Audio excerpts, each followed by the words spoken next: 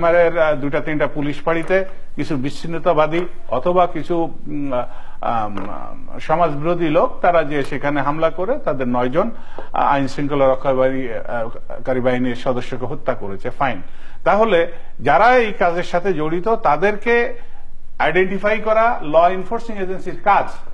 তাদেরকে আইডেন্টিফাই করে তাদের বিরুদ্ধে চার্জ গঠন করে আদালতে দিয়ে বিচার করে তাদের সাজা নিশ্চিত করা।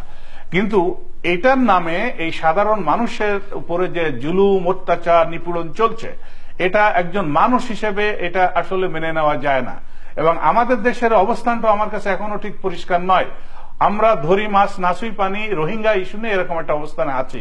হ্যাঁ, এই রোহিঙ্গা ইস্যু আজকের না, আমাদের সেই 77-78 সালে একবার এই ধরনের একটা ওয়েভ এসেছিল রিফিউজি।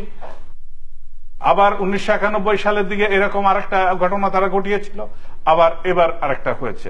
এখন আমার কথা হলো যে আমি যদি অন্যভাবে চিন্তা করি যে তারা নিজেরাই এখানে একটা কিছু কুচক্রী মহল দিয়ে ঘটনা ঘটিয়ে বহির্বিশ্বকে দেখিয়ে এদেরকে এই জাতিগত নিপীড়ন এবং নিধন করার একটা সুতো খুঁজে বের করেছে কিনা, জাতীয়তাবাদী ধারণা, এটা দেখার বিষয় রয়েছে।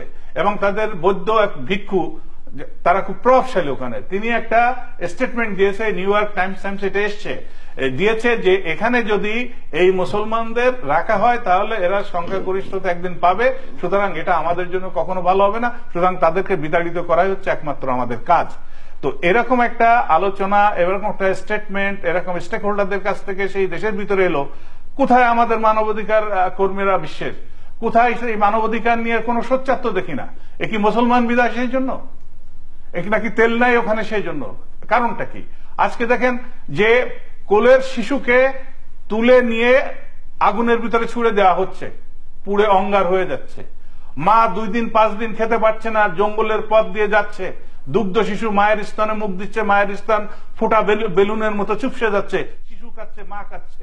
কোন ধরনের মানবতা আমরা দেখছি, আর কোন ধরনের মানবতা বিরোধী অপরাধ তারা করে যাচ্ছে, অথচ বিশ্বের কেউ কোনো আওয়াজ পর্যন্ত, টু শব্দ পর্যন্ত করছে না।